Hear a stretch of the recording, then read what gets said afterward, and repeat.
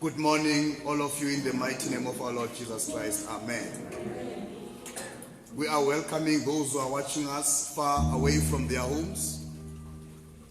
We thank them for welcoming us in their homes.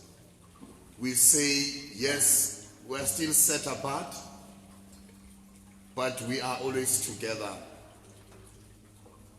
Right now, in the name of Jesus Christ, we thank this opportunity that our Father God has given us to be able to come before Him, to worship Him, to fellowship together with Him. And we also welcome the Holy Spirit in us. We say all together, good morning, Holy Spirit. Amen.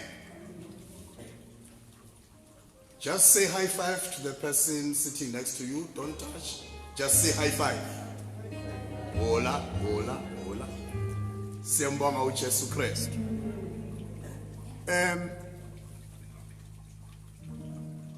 I think that God spoke to me concerning Jericho. And He spoke to me about the destruction of the wall of Jericho. And it made me to reconsider the name Jericho as the church name Jericho. To reconsider it when He spoke to me concerning the destruction of the walls of Jericho. Hallelujah. Now, our scripture reference today will be from the book of Joshua chapter 5.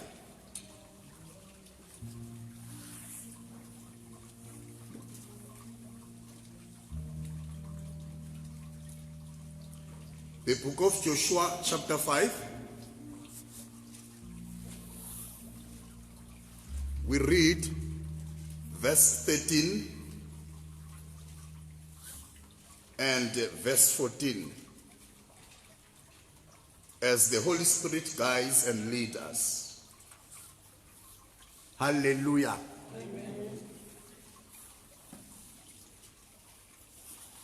Now,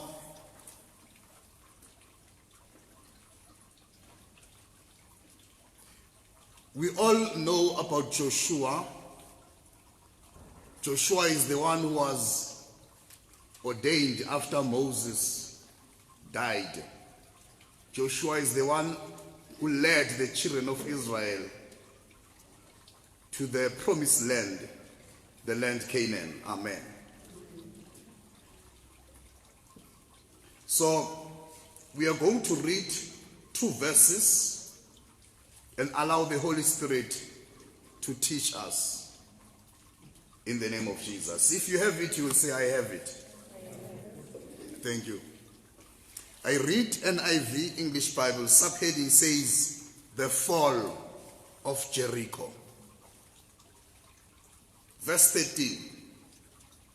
Now when Joshua was near Jericho, he looked up and saw a man standing in front of him with a drawn sword. Please circle or underline, with a drawn sword in his hand. Joshua went up to him and asked, are you for us or for our enemies? I like that phrase. Please circle or underline it. Are you for us or for our enemies?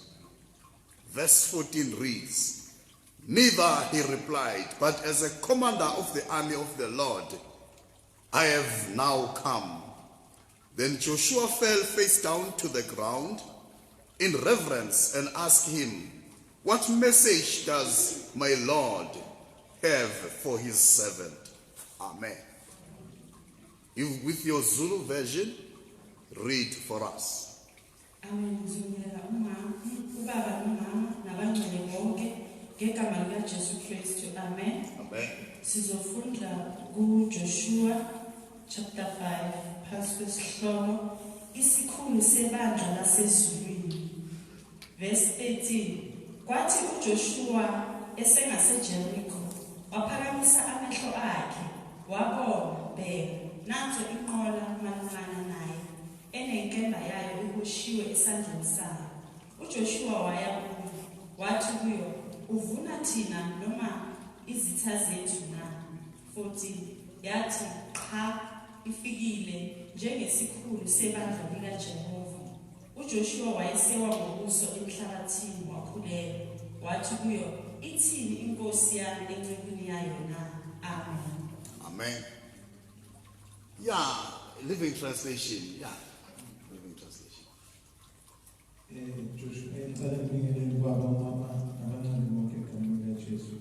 We'll read the book of Joshua chapter 5. It does have a subheading, verse 13. As Joshua was sizing up the city of Jericho, a man appeared nearby with a drawn sword. Joshua stood over to him and demanded, "Are you friend or enemy?" 14. "I am the commander-in-chief of the Lord's army," he replied. Joshua fell to the ground before him and worshipped him and said, "Give me your commands." Amen. Sebo. With our eyes closed, I pray, our Heavenly Father, we thank you again, God, for giving us this time. We have just read, Father, the scripture from 3 different translations. We believe in the name of Jesus that the best translation comes from you, O Lord. We ask you now, Father, to allow your Holy Spirit to speak to us, transform our minds, change the way we think, in the name of Jesus. We allow your Holy Spirit ukuba asiguqule sibe ile ndlela ofuna ngayo, singabi ngale ndlela thina esifuna ngayo. Siyabonga umusa nothando lwakho lungaka osiphe lona.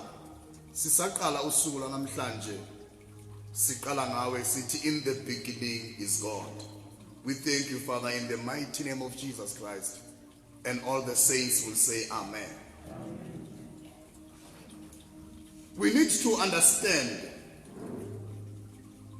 that immediately after Joshua crossed over the Red, or shall I say the Jordan River, he was facing Canaan. But as he was facing Canaan, ungathi immediately when you cross over River Jordan, you are facing the city center, which is Jericho. The city center of Canaan, which is Jericho. Ake uthi Jericho. Nalengoma bayihlabelele. The main choir ikhuluma ngeJericho. Don't know if you remember it. I'm not saying sing it, but if you remember it, say amen. Yeah, no munga sayikhumbule nje so amen. Now, immediately when Joshua crossed over the river Jordan, he was facing that city center. And when you read the Bible, it says the city center, that is Jericho, had big walls. It was surrounded by walls. The wall was so big, the Bible says, when you read the history of Jericho, it says the wall was 25 feet high. 25 feet high and 20 feet thick. So you should understand that if it was 25 feet high, it was very high. It was tall. Hallelujah. The soldiers who will be on top of that wall to guard the city, they are able to see their enemy far away, miles and miles away. Before the enemy could come closer, the soldiers will have seen that their enemy is coming. Are you hearing me? Now, you could not be able to see inside the city of Jericho or of Canaan, but they were able to see you when you come far away. Bongakwazi ukuthi wena ubone ngaphakathi. Kodwa amasoja bekade ehlezi phezu kwalolu cingo bewakwazi ukuthi abone isitha siza kude le. okuqaqisa ukuthi abangaphakathi kade bengaphakathi, abangaphandle baba ngaphandle. Okuqaqisa ukuthi for you to be able to enter the city Jericho and defeat the people, the Canaanites, you ought to destroy the walls first, because the walls were protecting the people inside. If ungakwazi ukuthi uqhaqhele lugange ulibhidlize, bona babhidliza wena ungakafiki. Abangcwele basamba la. So then the Bible says, as Joshua was near Jericho, instead of him seeing this big wall in front of him, the Bible says he looked up and he saw a man standing in front of him. Now the man was between the wall Jericho and Joshua. It's like the man stood in between, saying to Joshua, I'm not going to allow you to see the wall because the wall will frustrate you. I'm not going to allow you to see ibonda ngoba ibonda lewenziwe novalo lokuthi siyawungena kanjani kubonda elingaka na. Ngase ngikhumbula some women abakade baya ethuneni lika Jesu kusekuseni, bathi nxa behamba baya kulelo thuna, they then discuss among themselves. Base bathi siyakuliginqela ngubani leli litshe ngoba leli litshe likhulu lelivale umnyango wethuna lika Jesu. Kanjalo no Joshua unxa ephuma eseqeda kuwela iJordan River kunokuba abone lolucingo noma this big wall in front of him, the Bible says immediately in front of him there was this man who stood, and the man who stood, the Bible says he was in front of Joshua, and the Bible says he had a drawn sword. Hallelujah. Sifundele ngesizulu. Isihloko isikhulu sebandla lasezulwini. Verse 18. Kwathi uJoshua Isihloko sithini? isikhulu sebandla lasezulwini. Isikhulu sebandla lasezulwini. Okusho ukuthi ezulwini kunebandla. Cela uthi amen. Njengoba kunebandla kukhona izikhulu zebandla. Ngesizulu lisho njalo. Kodwa ngesingisi ichaza ukuthi he was the commander of the army of the Lord. Kade icommander. Abangcwele bangilandela kodwa funda. 13. Kwathi uJoshua esengaseJeriko waphakamisa amehlo akhe wabona bheka. Into okay ifunde. Bheka, nanzo indoda malungana naye enenkemba yayo ihoshiwe esandleni sakhe. Right, let's khona lapho ngahlala phansi. When Joshua looked up, the Bible says he saw a man. Okokuthi bekumele ukuthi Joshua uma ebheka adibane nobonda ugange olukhulu phambi kwakhe. Kodwa kunokuba abone ubonda phakathi kwakhe nobonda kwabonakala isikhulu sebandla lasezulwini.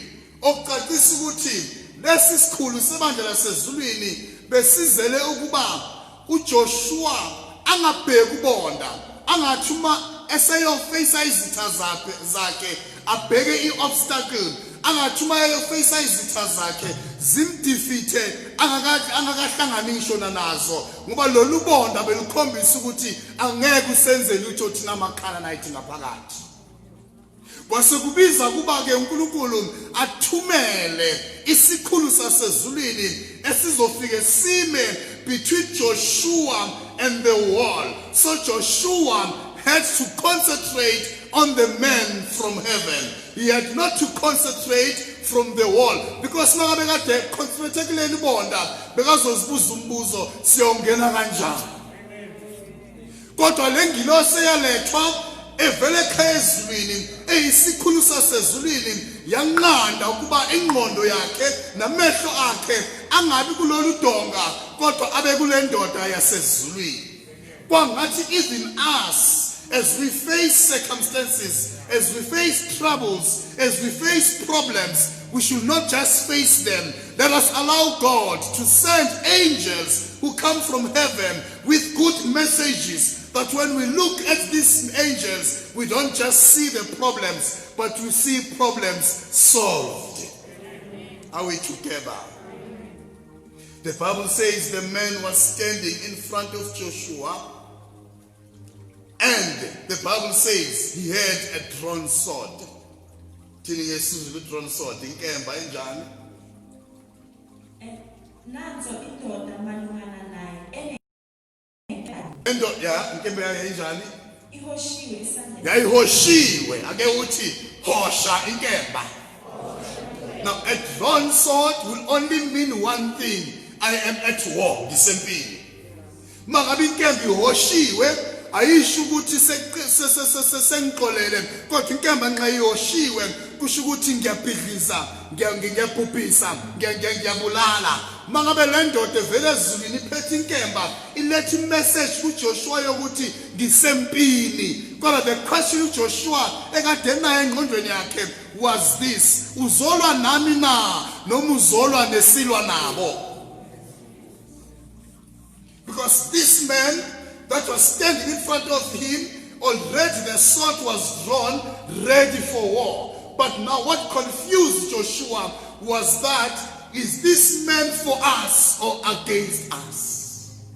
He had to ask the man, kwabiza ukuthi abuze le ndoda, ungowethu na noma ngabe ungowezitha zethu? Kwesinye isikhathi siye sibuze masisebunzimeni, kuvela izinkinga left and right, kubhubha abantu ngapha left and right, bese kufika umbuzo kuwe, uNkulunkulu ngabe usesenami na noma ngabe against mina? Living Translation. 13. As Joshua was seizing up the city of Jericho, a man appeared nearby with a drawn sword. Joshua stood over to him and demanded, "Are you friend or enemy?" Oh my God. uNkulunkulu wethu ngabe ungumngani kithi na noma ngabe uyisitha kithi na? Kungani uyekela izinto zenzeka phambi kwamehlo ethu? Bangcwele, ake sinikeze esapheading le ndaba yanamhlanje, believe in God. Tshela sithi nawe, believe in God. Akakuzwa mtshele, believe in God. Jesus said the same words. He said, believe in God and also believe in me. Although bangcwele, circumstances, troubles are always surrounding us, but instead of us to believe in the troubles and the circumstances, we ought to take our hearts and our minds out of those situations and believe in God. Believe in God. Noma ngabe izinto sozibona ukuthi azivumi ukuthi ngibelieve, but continue to believe in God. Believe in God. Even when you open your fridge and you only found a water bottle, just believe in God. Believe in God even if there is no food to put on the table, but continue to believe in God. Believe in God even when you see your friends dying, but continue to believe in God. Believe in God even if people are gossiping about you, continue to believe in God. Believe in God even if there is 000 on your account, but continue to believe in God. Tshela usithi sina mina ngizokholwa kuNkulunkulu. Ngethembele kuye yena yedwa. Now the destruction of the wall of Jericho. Uma ke le ndoda ime phakathi kukaJoshua noBonda. First, the man was actually declaring to Joshua that you cannot destroy the Canaanites unless you deal with the wall of Jericho. First, you've got to destroy the wall. After destroying the wall, you're able to get inside. Now, ukubhidlizwa noma ukufohlozwa noma ukudilizwa kwezindonga zaseJericho bekungeke kwenziwe kuJoshua nempi yakhe, kodwa bekudingeka a commander from the army of heaven. Bekudingeka impi noma lo ophethe impi yasezulwini kube nguye ozosiza uJoshua kuba akwazi ukubhidlisa lolu gange okuqaqisa ukuthi lolu gange bekathi makalibheka uJoshua alubone lungaphezulu kwakhe kodwa kuthe makufika le ndoda yasezulwini waseba nombuzo uJoshua anaw nguwozosisiza ukuba siconquer the Canaanites and now are you for us or against us? Ngiyithanda impendulo yale ngilosi ngoba le mpendulo it was clear ukuthi i-decision iphuma kuwe Joshua whether I am for you or against you but the decision lies in you. Hallelujah. Mamela ingilosi nxa ifika Joshua yabuza, are you for us or for our enemies? Are you for us or against us? But when the angel answered him, he said, neither. I'm not for you, I'm not for your enemies. But ukuzuthola impendulo kuyoya ngale mpendulo engizokunikeza ukuthi ngizelele. Funda ke sizwe. Verse 30. Wathi uJoshua esengaseJerikho waphakamisa amehlo akhe wabona bheka nanso indoda malungana naye enenkemba yayo iboshiwe esandleni sakhe. uJoshua waya kuyo wathi kuyo uvuna thina noma izitha zethu na?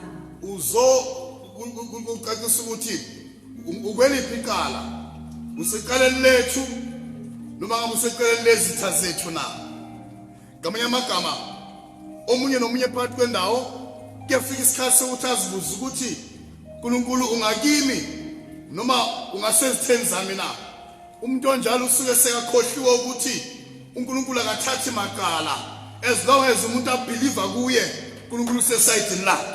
uNkulunkulu akathatha amaside ungaba yisitha but when you say I believe in God, God ubaduze nawe.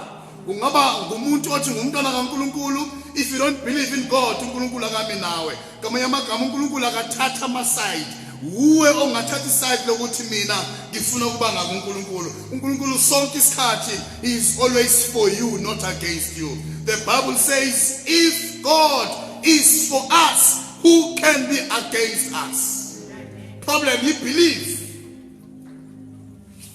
Take as example your robot. Are we still together? The robot is not against people or any intersection. If you are driving a car and you're facing a robot, the robot is red. Obviously, you've got to stop. Hallelujah. The robot will be for you if you adhere to the rules of the robot. If the robot says I am red, it means you must stop.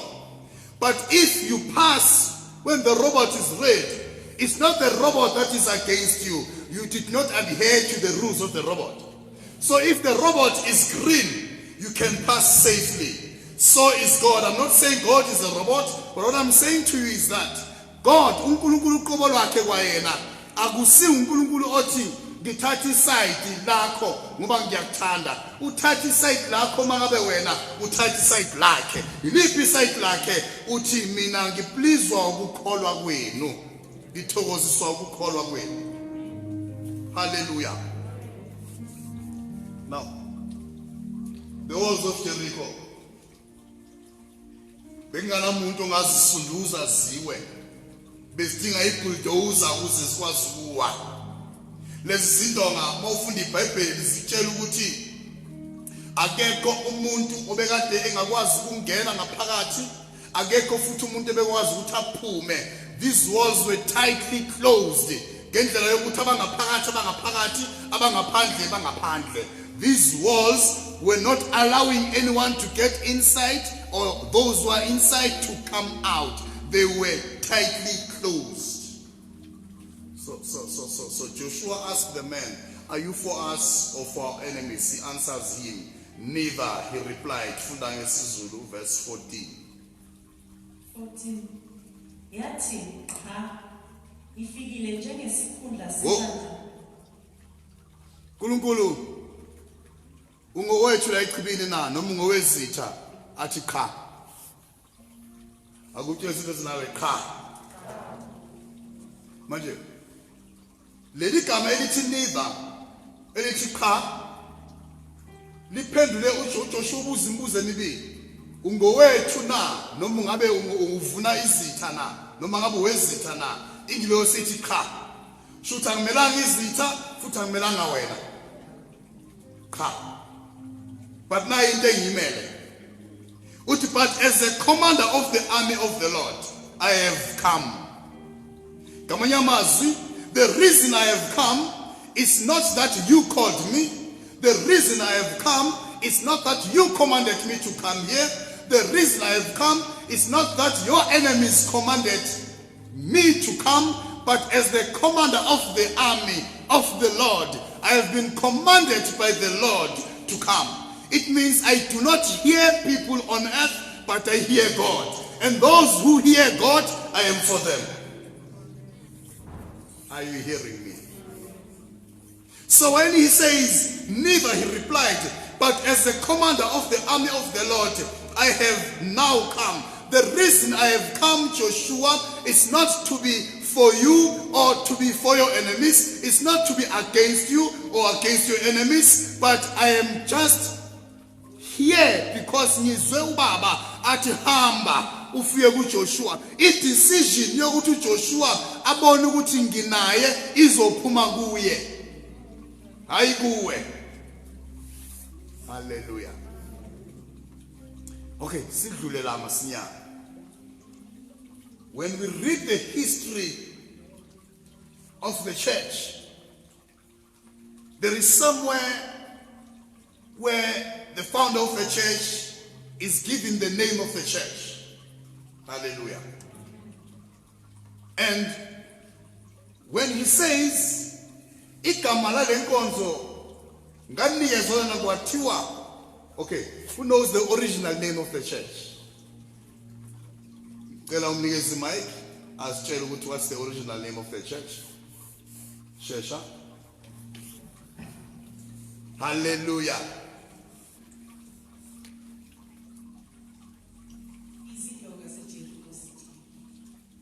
All right, what is no omunye ubani oyaziyo na omunye mama amnikeza yena the original name of the church?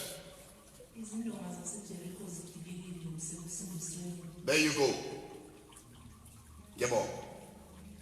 Izindonga zaseJericho zidilikile kusekusindisweni. It means before people are saved, walls must be destroyed. The walls represents sin around us. Sin makes people not to be able to be closer to God. Isitha lesi siyisono kithi nakuNkulunkulu senza ukuba uNkulunkulu singamboni, singamuzwa, singakwazi kwenzela izinto bese sibona ngathi God is against us. That no, God is not against us. It's just the wall. Uma kungabhidlizwa lezi zindonga abantu babe sebathola insindiso. Now we then understand that as Joshua was facing the man, he was not facing the wall. The man was going to deal with the wall, and Joshua bekazongena and conquer Canaan. Because umuntu ebemele ukuthi adile ngalolu gange ngumuntu wasezulwini. Lukhona kugange umuntu wasezulwini emunye wadila ngalo okunguJesu Kristu. Lolu gange kade lusiqindezele. Lolu gange belisenza thina sifiphale maqondana noNkulunkulu. Lolu gange belisenza thina sicele singazuzi. Lolu gange belisenza thina sigule singaphili. Lolu gange belisenza thina sifele ezonweni, kodwa wafika uJesu indoda yasezulwini yalibhidliza ugange sase siyasinda. That's why the name says izindonga zaseJericho zidilikile kusekusindisweni. It means if the walls of Jericho have fallen down, it is now salvation. It means we are supposed to preach salvation. We are supposed to think about salvation. We are supposed to see salvation. We are supposed to breathe salvation. We are supposed to sleep salvation. Everything esiyenzayo must be about salvation, because it says it is insindisweni. So Joshua He had a problem because the man said, "Cha, uNkulunkulu kuphi na? Sibhubha kangaka ukuphi na? Umele thina noma ngabe umele izitha zethu na?" uNkulunkulu afika athi cha. Funda ngesizulu verse 14. 14 yathi cha ngifikile njengesikhulu sebandla likaJehova. Now the reason I have come is because of God. Izingilos, the angels, the Bible says, are not angels ministering spirits to minister to those who will inherit the gift of salvation. Izingilosi ilaba abathunywa kulaba abayodla imfa lensindiso. uJesu Kristu uma eqeda kubhaphathizwa nguJohane umbhaphathisi, the Bible says the Holy Spirit led him to the wilderness. Uma efika ehlane, the Bible says uJesu walingwa nguSathane. Lithi iBhayibheli umlingile, uma eqeda ukumlinga uSathane, uJesu wamxosha wathi suka kimi wena Sathane. Uthe uSathane uma yesuka, iBhayibheli isitshela ukuthi izingilosi zehla zafike zaminister noma zam-attenda. Okusho ukuthi izingilosi bangcwele yezethu zithunywa uNkulunkulu ukuthi zize kithi zizosiprotecta, zizosiguida, zizophinde futhi zibheke lokho kufuna uNkulunkulu ukuthi zibhekwe kithi. So le ngilosi beyizile bese kuyisikhathi sokuba uJoshua nabantwana bakaIsrayeli bangene bese bayakwazi ukuthi badle ifa lesethembiso okade kuyifa lesikhuluma ngalo eliseKhanani. Abangcwele basahamba kanye nabo. Manje inkinga bokuyilezi zindonga. Mhlambe kukhona udonga empilweni yakho namhlanje. Ngeke lo lidonga ulibhidlise, lidinga kuba uNkulunkulu akubhidlizele lona. Kodwa ngeke usesithi uNkulunkulu ngicela ubhidlizele lo lidonga, because we can read so many scriptures and we'll only find ukuthi munye umuntu wabhidliza udonga nguJesu Kristu. Walibhidliza udonga esentabeni eGolgotha, and then udonga lwabhidlika lwasusa loluganga uthi makalisusa wenza ukuba mina nawe sikwazi ukuba closer to God. Hallelujah. Now let's get deep into this thing now. Funda futhi verse 14. 14 yathi cha ngifikile njengesikhulu sebandla likaJehova. uJoshua wayesewa ngobuso emhlabathini, wakhuleka wathi kuyo, ithini inkosi yami encekwini yayo na? Meaning, every time when God sends an angel, there is a message for you. Ngoba uyabuza uJoshua manje uthi umuphi umlayezo oza nawo? Kokuqala ngibuzile ukuthi are you for us or against us? We said cha. No.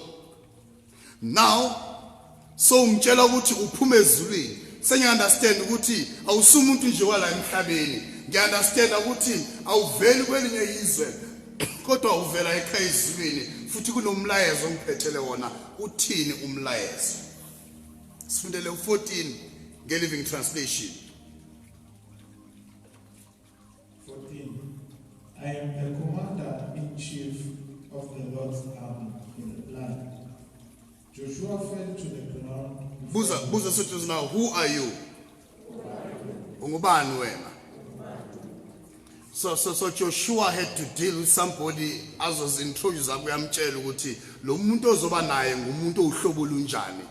Akusumuntu oyigazi nenyama, ngumuntu ovela ezulwini. Akusumuntu understand into zenyama, ngumuntu understand into zikamoya. So mawusemoyeni uzosinda, mawusenyameni uyabhubha. Abangcwele basahamba kanye nawe. Funda ngeLiving Translation. 14. I am the commander-in-chief of the Lord's army, the land.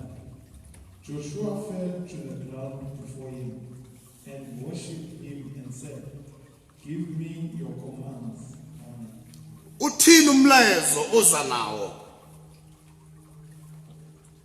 Njengoba uphuma kuNkulunkulu ngibhekene nempi mina engizoba nayo.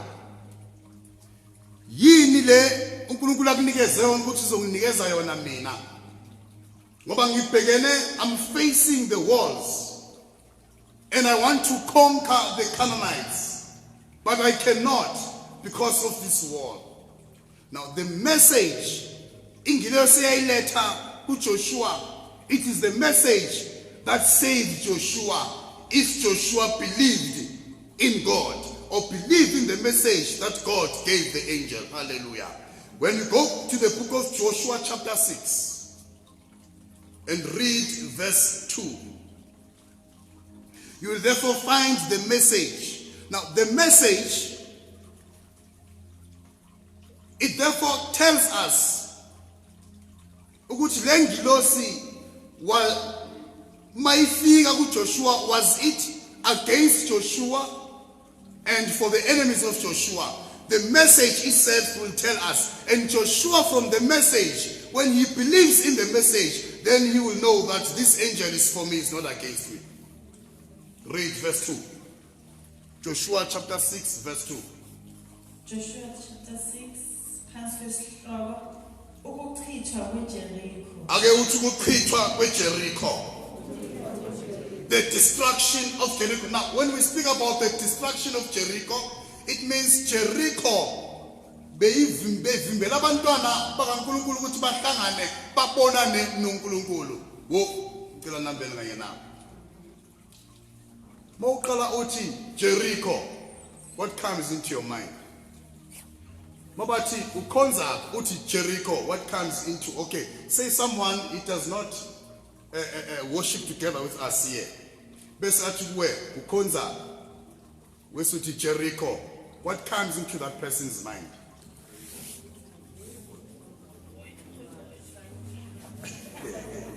Abantu baphila ake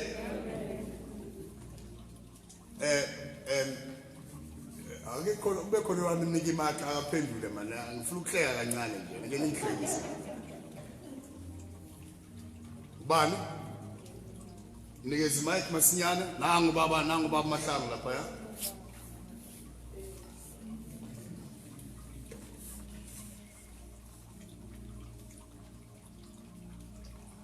Ukhonzaphi? Amen. Ukhonzaphi? eJericho. What comes into your mind?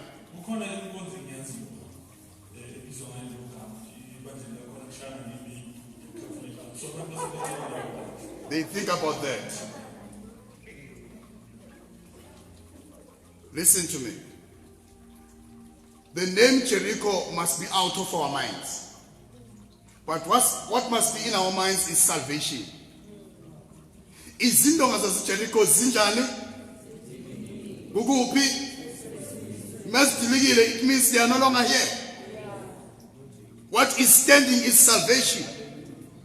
So that's why I said to you, it made me to reconsider the name Jericho. Sometimes maybe many of you are still in Jericho. That's why izindonga kuba zigagawi, ngoba they are still in Jericho. But immediately when ungumntwana kaNkulunkulu, the walls have already fallen. You are in salvation. Izindonga zeJericho zidilikile kusekusindisweni noma kusensindisweni.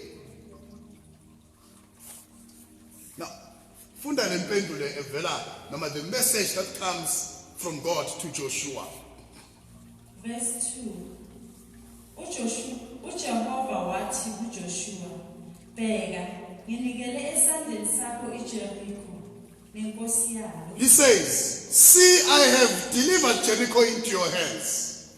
Mamela, by this time when the angel was speaking to Joshua, Joshua had not yet entered Canaan. He was outside of Canaan, outside of Jericho, but the angel stood between him and the Jericho walls, and he said, see, I have delivered Jericho in your hands. It means Jericho is already defeated. It's up to you, Joshua. If you believe in what I say, therefore it is done. If you don't believe, Jericho is still standing in front of you.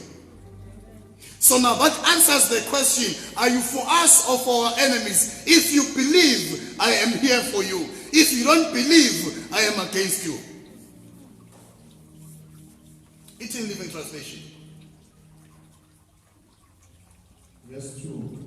But the Lord said to Joshua, Jericho and its king and all its mighty warriors are already defeated. Are already defeated. The situation you are facing is already defeated. The hunger you are facing is already defeated. The sickness you are facing is already defeated. Anything that you are facing now that you think is an obstacle in your life, God says if you believe in His word, when He says you are more than the conquerors, you will then understand that everything that comes before me, that comes to intimidate me, I have already conquered it. Uma uthembele ezwini likaNkulunkulu, ukholelwa kulo, ubelieve ukuthi uNkulunkulu into ayishoyo injalo, sekunjalo. Kodwa uma ngabe awubelieve, uyancikaza, uyadoubt uthi why abaningi bayafa. Mamela, lithi iBhayibheli umuntu mayekholwa kuJesu noma efa wophila. Kumele wona ube nokukholwa ukuthi noma ngabe izinto zingenzeka, kodwa mina ngime kuleliswe. Anginyakazi kuleliswe. Have you finished? Read.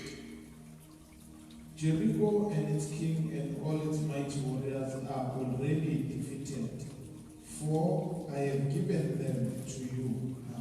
You see, it's up to you. I have given them to you. Are you for us or against us? If you believe in God, God is always for you, not against you.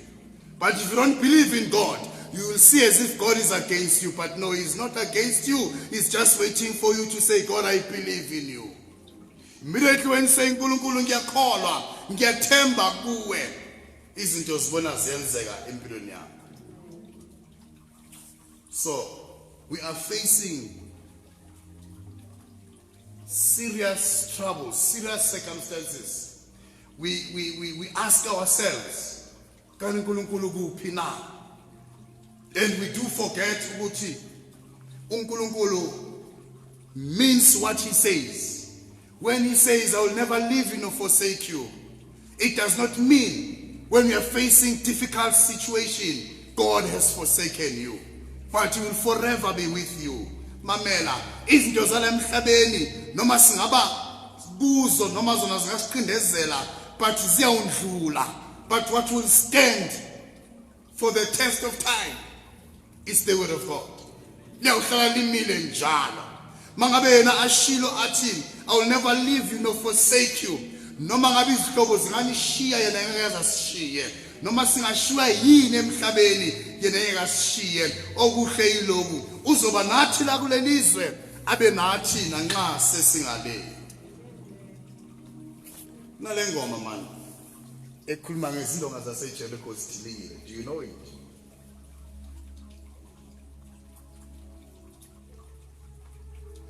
Bakhona bayaziyo? Yes, sing, maybe they will join me.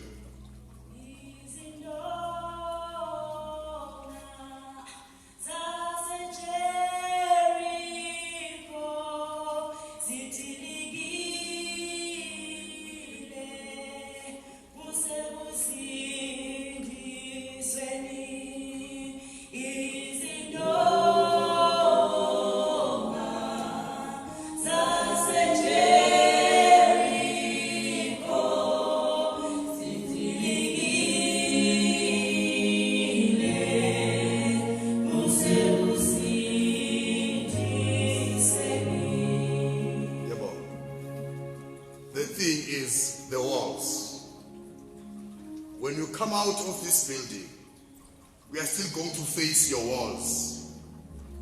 The walls does not necessarily mean the building here in the church. As you go to your family, we are going to face your walls. But I say to you today, like Joshua, rather face the men from heaven. Instead of facing the walls, face the men from heaven. As you face the man from heaven, He will give you the message, and the message will always say, the problem says sugi. Although ungayibona the problem ngamehlo akho enyama, kodwa le message mayivela, you rather believe kule message evela kuNkulunkulu than believing in what you see with your naked eyes. But the Bible says we do not walk by sight, but we walk by faith. It means when the angel comes and it gives you a message, and the message is contrary to what you see, don't consider what you see, consider the message. Take the message. What does the message say? I have already conquered hunger for you. What does the message say? I have already conquered that sickness for you. What does the message say? I have already conquered that trouble for you. Mamela, the message says you are not fighting for victory, you are fighting in victory. uNkulunkulu bangcwele wayinqoba lempi lenkemba ephethwe ilengilosi icacisa ukuthi sengibhubhisile sekufile. But when you take what comes from God, so it is done. But if you don't take it, your enemy is still facing you. Hallelujah. So Jesus says today, let us understand this. He has conquered sin for us. He has conquered the biggest enemy. The biggest enemy is death. He has conquered it. Whatever we are facing, whatever we see with our eyes before God, it is null and void. It's not working. Uthi uNkulunkulu namhlanje isimo obhekene naso sisuse ubheke indoda yasezulwini. Le ndoda yasezulwini nguJesu Kristu. Yiyo ke eyakunqobela izitha left and right. Right now, angifundele isihloko ngeLiving Translation ku chapter 6 if you have it. Ayinaso chapter 6 isihloko sakho sesiZulu. Ukuchithwa kweJeriko. Asichitheni Jericho. Because ukuze sikwazi ukuthola ukudla okungaphakathi, kumele sichithe lezi zindonga ezisisurroundile. Uma sisichithe lezi zindonga, asisichithi ngokuthi silwe nazo sizibhidlize ngoba sezachithwa. Thina nje is to believe in God ukuthi uNkulunkulu lokhu wakwenza wena.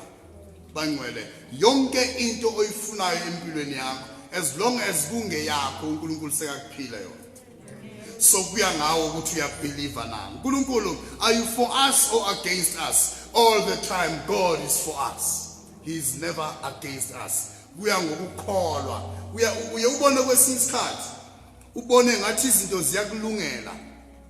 Uzitshela ukuthi hayi namhlanje ngathi izulu livulekile for me. Cha, ukhethe wena ukuthi uvulele izulu wena ngokukholwa kwakho. Uyibona kwesinye isikhathi izinto ziba nzima empilweni yakho, ubese wena uthi hayi uNkulunkulu namhlanje akekho, this is not my day. Every day is your day. And the day uthi today is not my day, izinto azihambi kahle, ilesi isikhathi lesi wena uthi uNkulunkulu ukushiyile, he is against you. No, God is forever for you, not against you. Obuyele ku verse 13, chapter 5 verse 13, and let's close. Verse 13. Kwathi uJoshua esengaseJeriko, waphakamisa amehlo akhe, wabona nanzo indoda malungana naye enenkemba yayo ihoshiwe esandleni sayo. uJoshua waya kuyo wathi kuyo, uvuna thina noma izitha zethu na? Now you are facing your troubles. But as you are facing your troubles, khetha wena ukubeka uJesu phakathi kwakho netrouble yakho. Zikhethele nje lo.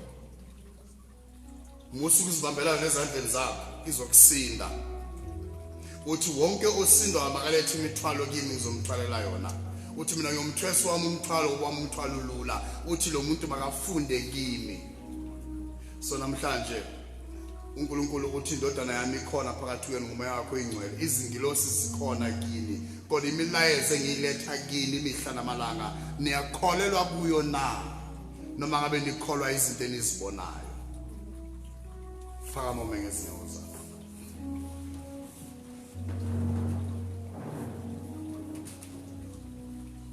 Isikhathi lesi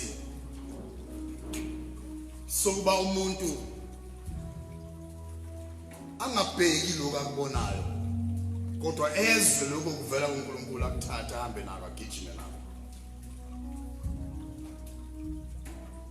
I invite you today, if you are here today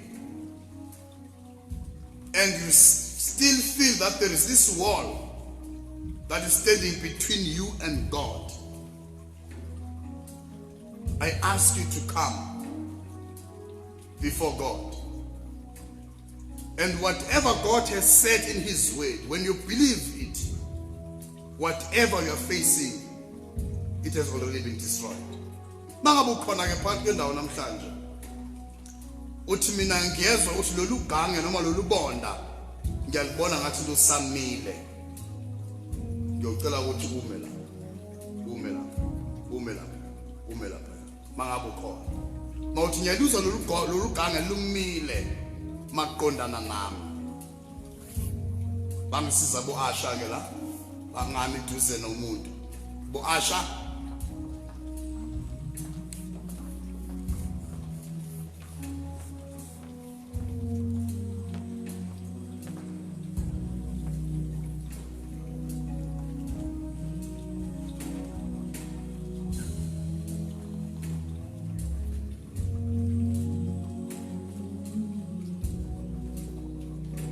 Hallelujah. He is saying that wall might be sickness, that wall might be darkness, but he has sent forth his son to destroy that wall on your behalf. Maybe you are at home listening me from home. I ask you to stand up. If you feel that there is this heavy wall between you and God, I ask you to stand up. Because surely we believe that this wall has been destroyed by our Lord Jesus Christ at Calvary. You will raise your hand. And you will say this word after me. Father God, I come to you this morning. You said in your word, if anyone confesses you that Lord Jesus is my Savior, I will be saved. I confess Lord Jesus in my heart, in the name of Jesus. Lord God, you said in your word, umangabe umuntu ekholwa ngenhliziyo yakhe ukuthi uNkulunkulu umvusile uJesu kwabafileyo uyakusinda ngisindise manje. I believe in my heart that Jesus Christ died for me and you resurrected him in the name of Jesus.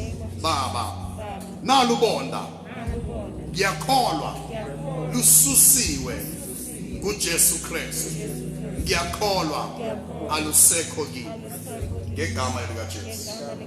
Vala amehlo akho nyakusondeza kuNkulunkulu manje. Our heavenly Father, our gracious Father, in the name of Jesus, naba abantwana bakho namhlanje who still have in their minds the wall that is standing before them, that is separating them from you. They are saying today, oh Lord, lolubonda lusenza sibe kude nawe, lolubonda lusenza sibe novalo, lolubonda silibekile, lolubonda lungaba ubonda lwesono, lwesifo, lokugula, lwendlala, lwenhlupheko, kodwa namhlanje sithi lolubonda siletha kuwe. But siyakholwa ukuthi munye umuntu walibhidliza lolubonda, it is Jesus Christ. Yikakho bathi namhlanje sinikele impilo zethu kuwe Jesu, kuba nguwe owabhidliza lolubonda. Namhlanje bathi siyakholwa the message that comes from you, that you will never leave us nor forsake us. They say they believe in your message, the message that you are not against us, but you are for us. Babona amandla ngibanikele ezandleni zabo. Write their names in the book of life, so when they live here on earth, they can find a wonderful place in you and a good place in you, O God. In the mighty name of our Lord Jesus Christ, we have prayed. Amen. Efisake isandla sakho. Namhlanje ke wena ngokukholwa kuNkulunkulu lolo ganga lelo bonda lisusiwe kuwe. Wena ngumntwana kaNkulunkulu. Hallelujah. Lusukile kuwe nasengqondweni lakho ungasacabangi. Immediately nje mawubona trouble, think about Jesus. Mangabuthi uJesu kude, cha akekho kude, he's closer to you. He's actually inside of you. Whenever you're facing a trouble, a problem, don't face it like umuntu ala emhlabeni. You face it njengomntwana kaNkulunkulu wokuthi God has defeated this. Sibashayela izandla basayohlala phansi.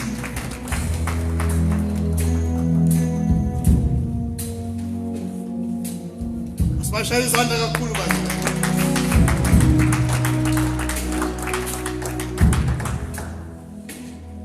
Manje isikhathi sokukhulekela abagulayo nalabo abasemakhaya basangilalele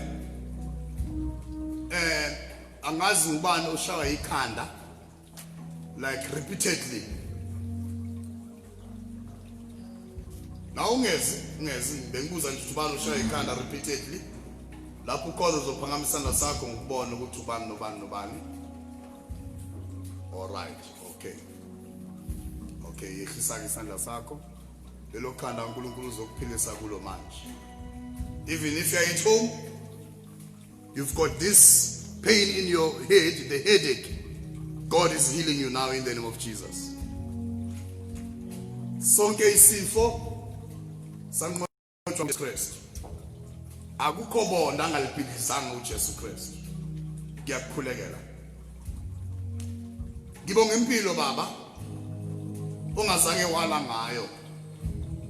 Ngiyabakhulekela manje. Abaseduzane nabakude, for there is no distance in prayer. Ngiletha impilo kubo bonke. Ngiyabaphilisa. Naba nkosi abanama sharp pain emakhanda abo ngiyaphilisa. Ngikhuluma ngaleyo pain, ngithi wena pain awunasabelo kubo. Ngiyaxosha ngegama elenkosi uJesu. I remove every pain, every sickness. Egazini labo emathanjeni abo ngiletha impilo. Babona amandla, bakhona abantu phakathi kwale ndawo abanye basemakhaya baphelelwa ngamandla. Ngegama elenkosi uJesu, I bring strength to them again. Ababe namandla, babe nokuphila. Ngiyakhuluma nezifo ezihlezi kubo. Ngithi asinasabelo kubo masiphume. Isifo ngasinye sabalwa emizimbeni kaJesu Kristu. Kwase kuthiwa ngemivimbo yakhe saphiliswa thina. Kanjalo baba mabaphiliswe namhlanje. Life, let it rule in them. Let life rule in their blood. Let life rule even in their bones. Let life rule in their organs. Konke ukugula kuyabhidlizwa njengoba kwabhidlizwa izintombi zaseJericho. Asikho isifo esingemelana noJesu Kristu. Leso sifo sisamile namanje. Ngithi wena sifo dilika kuye. Ngithi wena sifo hlika kuye. Ngiletha impilo. Phila ngegama elikaJesu. Ngiletha impilo. Phila ngegama elikaJesu. Ngiletha impilo.